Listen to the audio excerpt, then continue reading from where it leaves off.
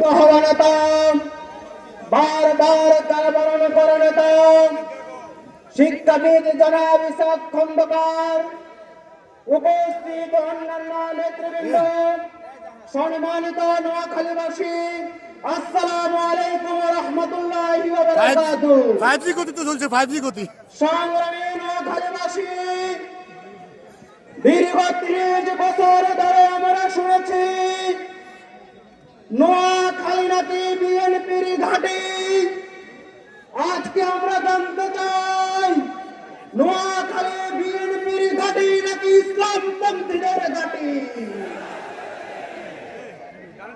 আজকে যারা বলতে চাই বিএনপির লোকজন বলার চেষ্টা করেছেন তারা খুবই সাহসী, আমরা তাদেরকে বলতে চাই এতদিন তোমাদের সাথে জামাত শিবির নামক সিংহ ছিল, এই জন্য তোমরা নিজেদেরকে সিংহ ভেবেছিলে। জামাত শিবির ছাড়া তোমাদেরকে মানুষ সিংহ বাবা তো দূরের কথা বিয়ে মনে করে না। সংগ্রামী নোয়াখালীবাসী, গতকাল বিএনপির চেয়ারম্যান বলেছেন তিনি নাকি 16 বছর জামাত শিবিরকে আন্দোলন সংগ্রামে দেখে নাই। আমি বলতে চাই লন্ডনে পালিয়ে থাকলে আন্দোলন সংগ্রাম দেখা যায় না। আপনি এই কথার মধ্য দিয়ে আপনার মায়ের ডাকে মাস পর ডেমোক্রেসিতে গিয়ে শিবিরের সাথে আমাদের ভাই শহীদ মানসুর রক্ত ঢেলেছেন। শহীদ মানসুরের রক্তের সাথে আপনি গদ্দারি করেছেন। শহীদের এই রক্ত আপনাকে ক্ষমা করবে না। আমরা ইতিপূর্বে দেখেছি যারা শহীদের রক্তের সাথে গদ্দারি করে আল্লাহ দুনিয়াতেও তাদেরকে লাঞ্ছিত করে। আমার মন বলছে তারেক রহমানের লাঞ্ছনার দিন হবে ফেব্রুয়ারির 12 তারিখ। আপনাকে সেই দিনের জন্য অপেক্ষা করার অনুরোধ করছি। সংগ্রামী নোয়াখালীবাসী, আমরা গতকালকে দেখেছি ছাত্রদলের সাধারণ সম্পাদক জনাব নাসির নোয়াখালীতে একটি জনসভায় বলেছেন শেরপুরে নাকি 2 জনে মানুষ নিহত হয়েছে। আমি আপনাদের কাছে জানতে চাই তিনি কি সত্য বলেছেন না মিথ্যা বলেছেন? যে দলের শীর্ষ নেতারা মিথ্যা বলতে পারে তাদের কর্মীরা কখনো সত্যবাদী হতে পারে না। জনাব নাসিরদেরকে মিথ্যার রাজনীতি বন্ধ করবার আমরা অনুরোধ করছি। যে সমস্ত দলের নেতারা অনাবরত মিথ্যা বলতে পারে, যারা আমাদের মা বোনদের লাঞ্ছিত করতে পারে, যারা সন্ত্রাসী চাঁদাবাজি করতে পারে, যারা পাথর চাপা নিয়ে মানুষ হত্যা করতে পারে, তাদের ধ্বংসকে ঠেকাইতে পারবে না।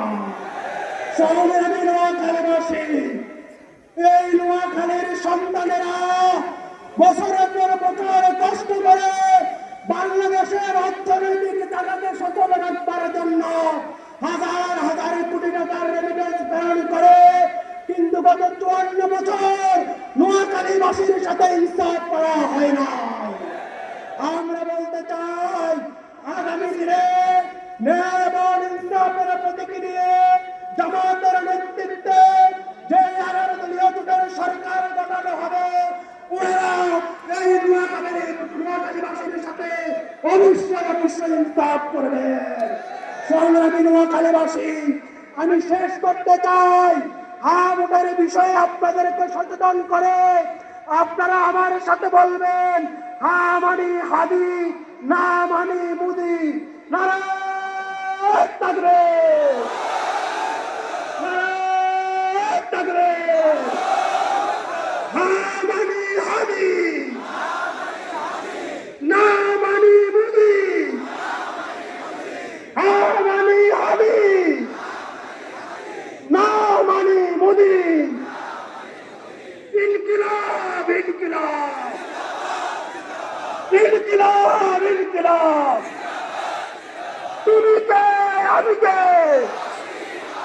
তুমি কে আমি কে আমাদের ভাই হাদি হত্যার প্রতিশোধ নেওয়া ছাড়া আমাদের এই সংগ্রাম থামবে না ইনশাআল্লাহ। নারায়ে তাকবীর ইনকিলাব ইনকিলাব। আসসালামু আলাইকুম।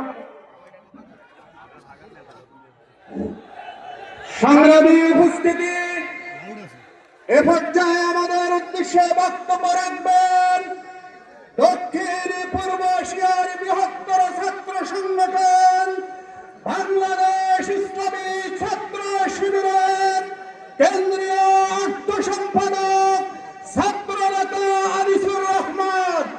বক্তব্য রাখবেন ছাত্র নেতা আনিসুর রহমান।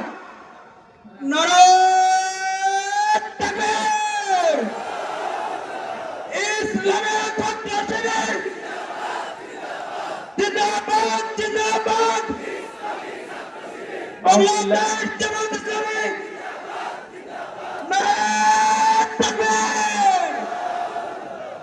أعوذ بالله من الشيطان الرجيم بسم الله الرحمن الرحيم বাংলাদেশ জামাত ইসলামী নোয়াখালী জেলা শাখা কর্তৃক আয়োজিত 11 দলীয় নির্বাচনী জোটের আজকের এই মহাসমাবেশে উপস্থিত আজকের এই মহাসমাবেশের সম্মানিত সভাপতি নোয়াখালী মাটি ও মানুষের নেতা জনাব ইসাক খন্দকার, উপস্থিত অন্যান্য নেতৃবৃন্দ, উপস্থিত সাংবাদিক বন্ধুগণ, আইন শৃঙ্খলা রক্ষাকারী বাহিনীর সদস্যবৃন্দ, সম্মানিত নোয়াখালীবাসী, আসসালামু আলাইকুম ওয়া রাহমাতুল্লাহ। সম্মানিত উপস্থিতি, সারা বাংলাদেশে ইনসাফ পন্থীদের, ইসলাম পন্থীদের গণজোয়ার দেখে একটি দলের মাথা খারাপ হয়ে গিয়েছে। তারা গত পরশু শেরপুরে আমাদের ভাইরে জল করিমকে হত্যা করেছে। তারা আমাদের মা বোনদেরকে হেনস্থা করেছে। আমরা বলতে চাই, আর যদি আমাদের কোন মা বোনকে হেনস্থা করা হয়, তাদের সেই হাতকে আমরা ভেঙে দেব। নোয়াখালীবাসী কোন চাঁদাবাজকে প্রশ্রয় দেবে না। নোয়াখালীবাসী কোন দুর্নীতিবাজকে প্রশ্রয় দেবে না। আমরা বলতে চাই, নোয়াখালীবাসী কি কোন খুনিকে আগামী 12 তারিখ ভোট দিবে? নোয়াখালীবাসী কি কোন সন্ত্রাসীকে ভোট দিবে? নোয়াখালীবাসী কি কোন চাঁদাবাজকে রাষ্ট্র ক্ষমতায় দেখতে চায়? নোয়াখালীবাসী কোন অতিথি পাখিকে রাষ্ট্র ক্ষমতায় দেখতে চায়? আমরা বলতে চাই, আপনারা যে পথে হাঁটছেন সেই পথ থেকে আপনারা ফিরে আসুন। সারা বাংলাদেশে যে গণজোয়ার সৃষ্টি হয়েছে, সেই গণজোয়ার 12 তারিখে গণবিস্ফোরণের রূপ নেবে ইনশাআল্লাহ। সেই গণবিস্ফোরণে আপনারা সকলে সেই দিন কেন্দ্র নিয়ন্ত্রণ থেকে শুরু করে সেই দিন যেন যারা আজকে ভোট নিয়ে যারা কারচুপি করার পায়তারা করবে, সেই দিন নোয়াখালীবাসী সকল ছাত্র যুবক সেদিন তাদেরকে প্রতিহত করবে ইনশাআল্লাহ। 11 দলীয় জোটকে সেই দিন সবাই বিজয় করব। আমরা আগামীর ইনসাফপূর্ণ একটি বাংলাদেশ গঠন করবো ইনশাআল্লাহ। আসসালামু আলাইকুম ওয়া রাহমাতুল্লাহ।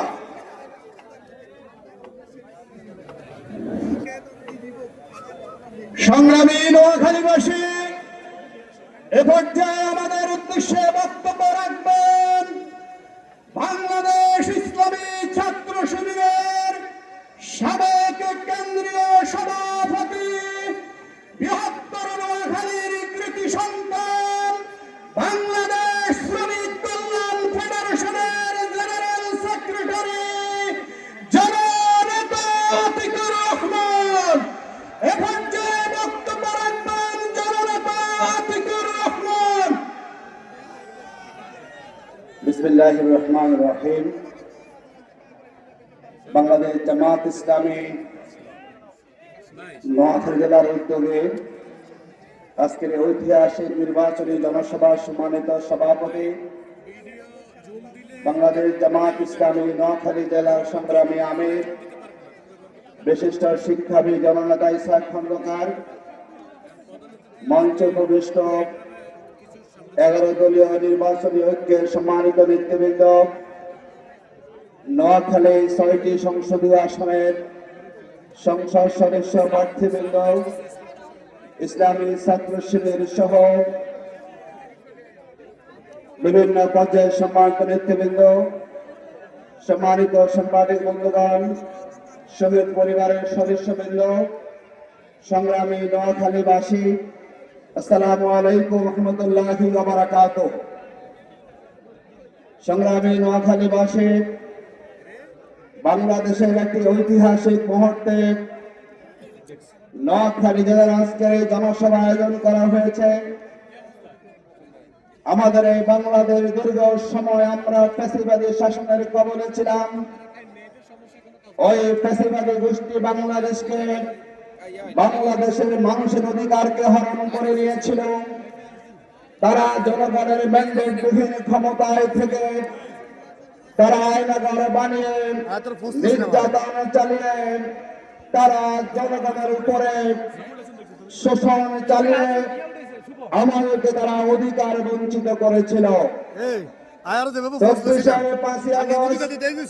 এদেশের ছাত্র শ্রমিক জনতা যখন মাঠে নেমেছে, তারা যখন ভয়কে জয় করেছে, তারা যখন গুলির মুখে বুকে পেতে দেওয়ার সাহস করেছে, ঠিক তখনই 24-এর 5ই আগস্ট সেই ফ্যাসিবাদী সরকারের পতন ঘটেছে।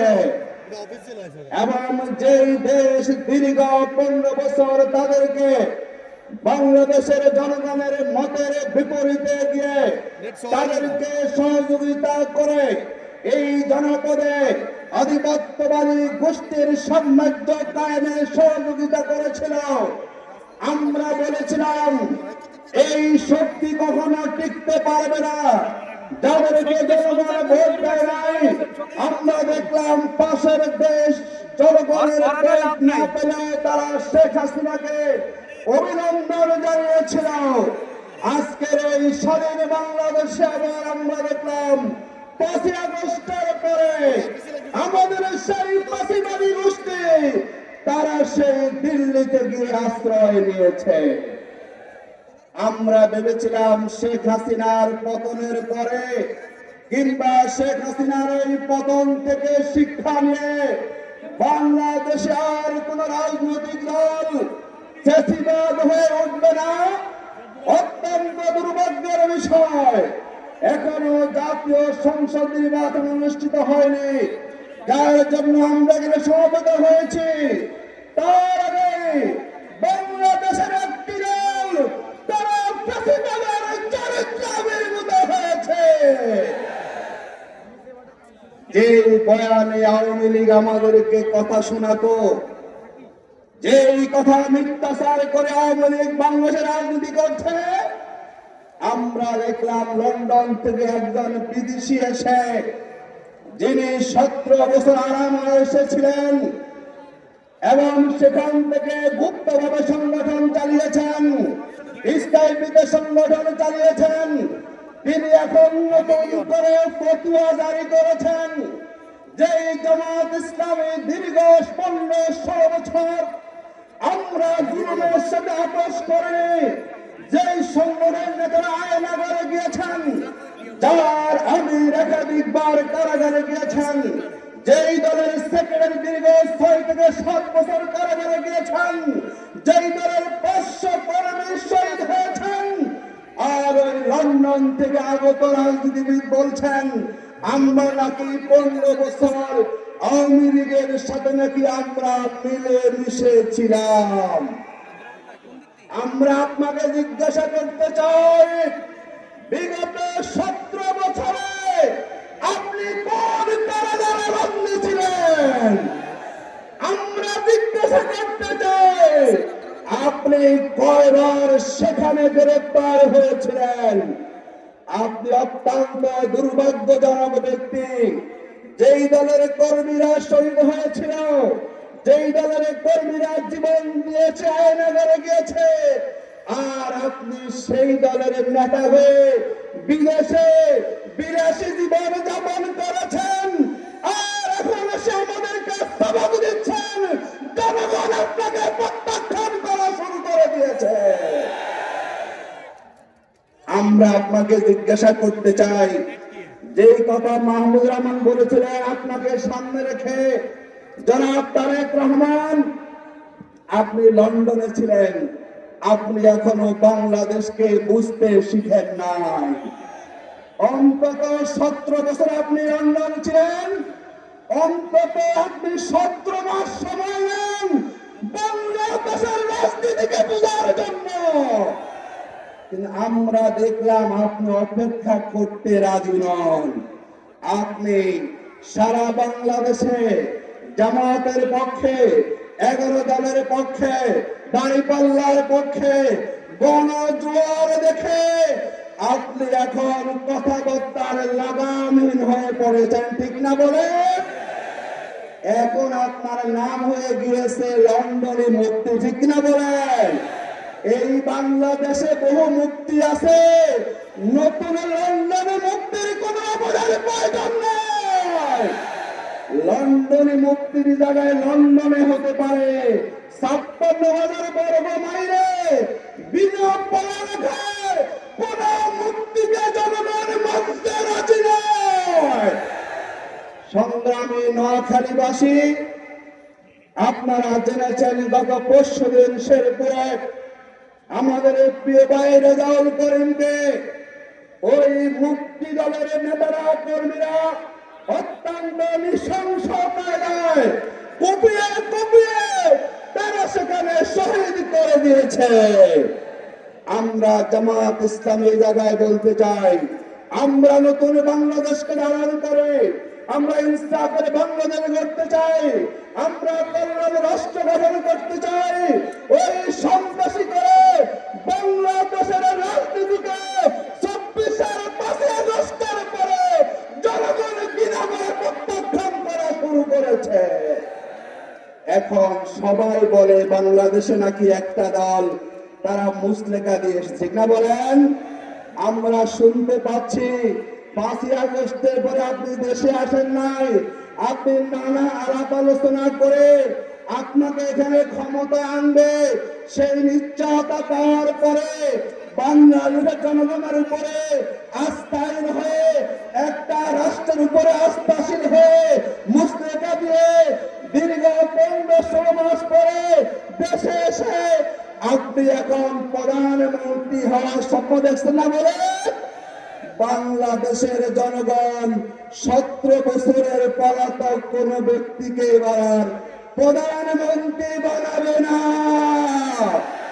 আগামীর প্রধানমন্ত্রী হবেন যিনি দীর্ঘ 17 বছর বাংলাদেশে ছিলেন, কারাগারে গিয়েছেন, যিনি নির্যাতন সহ্য করেছেন, বাংলা 11 কোটি মানুষের হৃদয়ের স্পন্দন, মানবিক নেতা ডাক্তার শফিকুর রহমান আগামীর বাংলাদেশের প্রধানমন্ত্রী।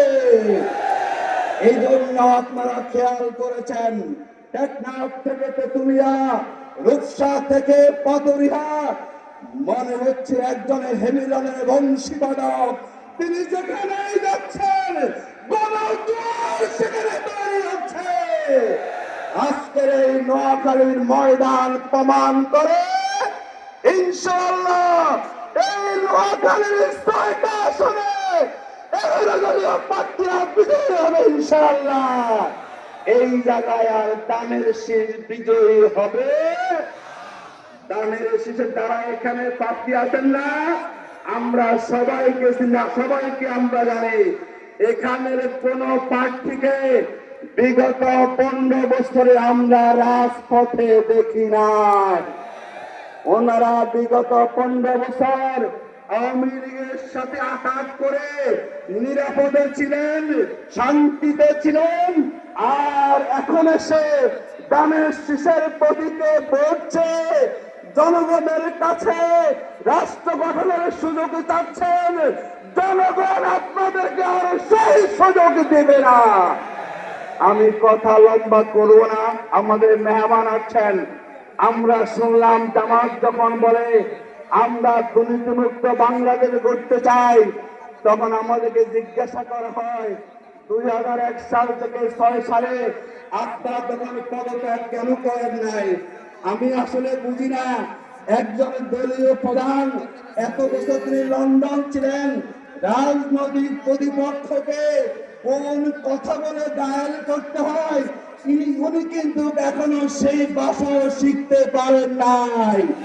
আমাদের আমিরে জামাত বলেছেন আপনাদের সব লুটপাট করে খেয়েছেন, যাদের 3টা মন্ত্রণালয় খেতে না পারেন তার জন্য কি আমরা দেশের স্বার্থে আমরা পদত্যাগ করি নাই? সম্মানিত ভাইরা, আবার বলছেন আমাদের অভিজ্ঞতা আছে, আমরা প্রতিদিন বাংলাদেশ গর্ব।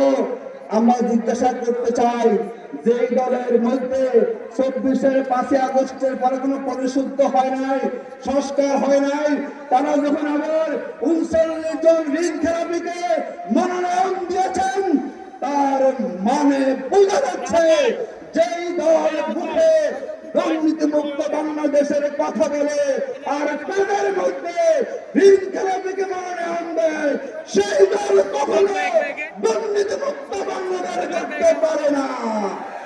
দুর্নীতি মুক্ত বাংলাদেশ করতে পারে একমাত্র কে বলেন তো? জামাত ইসলামী। আসো আগামী দিনে আধিপত্যবাদের হাত থেকে বাংলাদেশকে রক্ষা করার জন্য, নব্য ফ্যাসিবাদের উত্থান ঠেকানোর জন্য, ইনসাফের রাষ্ট্র প্রতিষ্ঠা করার জন্য, কল্যাণের রাষ্ট্র প্রতিষ্ঠা করার জন্য আমাদের প্রিয় ভাই ওসমানে হাবিজাদের হত্যা করেছে, তাদের বিচারের কার্যকর করার জন্য যারা 24-এ জীবন দিয়েছেন তাদের সে এখন থেকে পূরণ করার জন্য আমরা আগামী 12ই ফেব্রুয়ারি এই নোয়াখালীর 6টি আসনে নারী পুরুষ যুবক যুবতী ছাত্র ছাত্রী আমরা সবাই মিলে বিপুল ভোটে বিজয়ী করে আমরা এই 6টি আসন উপহার দিব ইনশাআল্লাহ। আল্লাহ হাফেজ। বাংলাদেশ জিন্দাবাদ, জামাত ইসলামী জিন্দাবাদ, নির্বাচনী ঐক্য জিন্দাবাদ।